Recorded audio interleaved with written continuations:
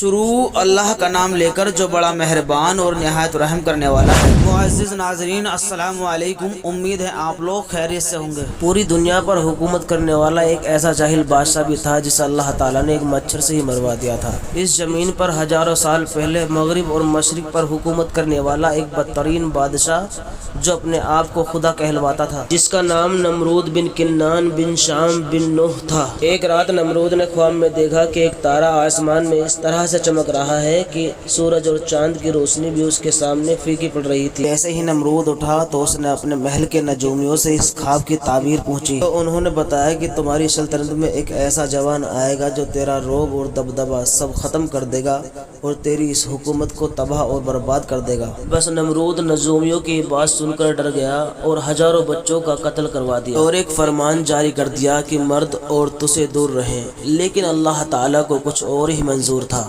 اللہ جو چاہے وہ ہو کر ہی رہتا ہے۔ اللہ تعالیٰ نے اپنے خزانے سے اپنے خلیل یعنی حضرت ابراہیم علیہ السلام کو دنیا میں پیدا فرمایا، اور تاریخ نے لکھا جب حضرت ابراہیم علیہ السلام کی پیدائش ہوئی تب حضرت ابراہیم علیہ السلام کی والدہ اس علاقے سے کئی سالوں تک باہر رہیں۔ نمرود کے ظلم کے ڈر سے انہوں نے اپنے بیٹے یعنی حضرت ابراہیم علیہ السلام کو ایک غار میں چھپا دیا، اور وہ غار میں آتی اور اپنے بیٹے کو دودھ پلا کر واپس بابل چلی جاتی تھی۔ تقریباً 7 سال تک آپ کی والدہ چھپ کر اس غار میں اپنے بیٹے کی پرورش کرتی رہی۔ جب حضرت ابراہیم علیہ السلام زمانہ بابولیت کی طرف بڑھنے لگے تب حضرت ابراہیم علیہ السلام کے چچا آزیر نے یہ چاہا کہ حضرت ابراہیم علیہ السلام ان کے ساتھ آ کر رہیں اور اپنے چچا کے کام میں ہاتھ بٹائیں۔ حضرت ابراہیم علیہ السلام جب شہر میں آ کر رہنے لگے تب حضرت ابراہیم علیہ السلام نے دیکھا کہ کوئی سورج کی عبادت کر رہا ہے تو کوئی آگ کو اپنا خدا مان رہا ہے اور کوئی بتوں کو اپنا خدا مان رہا ہے تو کوئی نمرود کو خدا کہہ رہا ہے۔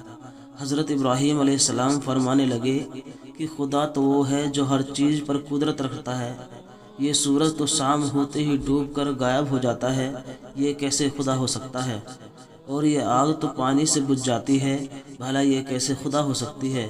اور یہ نمرود ہماری طرح سو جاتا ہے، بیمار ہو جاتا ہے، یہ خدا کیسے ہو سکتا ہے؟ یہ بت جن کو ہم نے ہی اپنے ہاتھوں سے بنایا ہے، یہ بھلا کیسے خدا ہو سکتے ہیں؟ ایک بار جب سب لوگ میلے میں چلے گئے تو حضرت ابراہیم علیہ السلام نے اپنی کلہاڑی سے سارے بتوں کو توڑ دیا اور کلہاڑی وہاں بنے بڑے بت کے کندھے پر رکھ دی۔ لوگ جب میلے سے واپس آئے انہوں نے دیکھا کہ سارے بت ٹوٹے ہوئے ہیں۔ سب نے اس بات کو مان لیا کہ یہ کام حضرت ابراہیم علیہ السلام کا ہے۔ حضرت ابراہیم علیہ السلام نے اس پر کہا کہ دیکھو پوچھو کہ شاید اس بڑے بت نے ہی اس سب کو توڑا ہو۔ سب حیرت سے ابراہیم علیہ السلام سے کہنے لگے یہ پتلا بھلا کیسے توڑ سکتا ہے؟ اس کے بعد حضرت ابراہیم علیہ السلام فرمانے لگے میں بھی تو یہی کہنا چاہتا ہوں کہ یہ بت کسی کو توڑ نہیں سکتے تو پھر یہ ہمارے خدا کیسے ہو سکتے ہیں؟ اس کے بعد نمرود آگ ببولا ہو گیا۔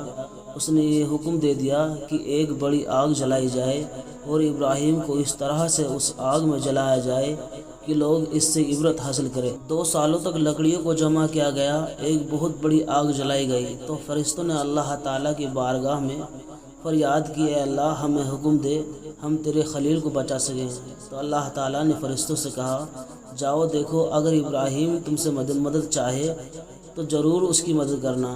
ایک فرشتہ حضرت ابراہیم علیہ السلام کے پاس آ کر کہنے لگا اے اللہ کے نبی ابراہیم آپ حکم کریں کہ ہم آپ کی مدد کریں۔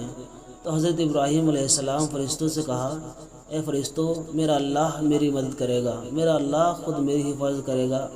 اس کے بعد جیسے ہی نمرود نے لوگوں کو حکم دیا اللہ کے نبی حضرت ابراہیم علیہ السلام کو آگ میں ڈال دیا جائے، اور جیسے ہی حضرت ابراہیم علیہ السلام کو آگ کے اندر ڈالا گیا آپ آگ کے درمیان پہنچنے ہی والے تھے کہ اللہ تعالیٰ نے آگ کو حکم دے دیا آگ میرے ابراہیم پر ٹھنڈی ہو جا۔ جیسے اللہ تعالیٰ نے آگ کو حکم دیا اے آگ تو میرے ابراہیم پر ٹھنڈی ہو جا، وہ آگ حضرت ابراہیم علیہ السلام کے لیے گلزار بن گئی اور حضرت ابراہیم علیہ السلام مطمئن ہو کر اس آگ کے اندر اللہ کا شکر ادا کر رہے تھے۔ یہ سب دیکھ کر نمرود کی فوج حیران اور پریشان ہو گئی اور نمرود سے کہنے لگی کہ اے نمرود ہمارے خداؤں سے زیادہ طاقتور تو ابراہیم کا خدا ہے، آگ تو اس کا کچھ بھی نہیں کر پائی۔ نمرود نے کہا اچھا اس کے بعد حضرت ابراہیم علیہ السلام کو بلا کر نمرود ان سے کہنے لگا جاؤ اپنے خدا کو کہہ دو کل وہ اپنی فوج تیار کرے اور میں اپنی فوج تیار کرتا ہوں، کل مقابلہ روبرو ہوگا۔ نمرود جو پوری دنیا پر حکومت کرتا تھا، اس وقت زمین کا سب سے بڑا بادشاہ تھا۔ اس نے اپنی فوج کو تیار کیا اور ایک اونچی عمارت پر نمرود کھڑے ہو کر کہنے لگا کوئی ہے جو مجھ سے طاقتور ہو تو میرے سامنے آئے اور میرا مقابلہ کرے۔ اس کے بعد اللہ تعالیٰ نے مچھروں کو حکم دیا کہ جاؤ اس نمرود کی فوج کو ختم کر دو۔ اچانک وہاں بڑے بڑے مچھر آئے اور نمرود کی فوج کے ایک ایک شخص کا خون اور گوشت کھا گئے۔ نمرود بہت حیرانی کے ساتھ اپنی فوج کا یہ حال دیکھ ہی رہا تھا۔ اچانک ایک لنگڑا مچھر نمرود کی ناک میں گھس گیا۔ نمرود پریشان ہو کر اپنے سر کو دیواروں پر مارنے لگا، کوئی مجھے بچائے، لیکن افسوس اللہ تعالیٰ کا عذاب جب آتا ہے تو کوئی کسی کو بھی بچا نہیں سکتا۔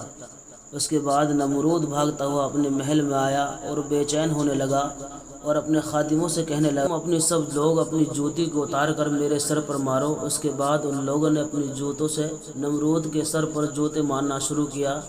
تب نمرود کے سر پر کوئی جوتا مارتا تھا اسے سکون ملتا تھا، کیونکہ وہ مچھر نمرود کی ناک میں سے ہوتا ہوا اس کے دماغ میں آ کر پہنچ گیا تھا۔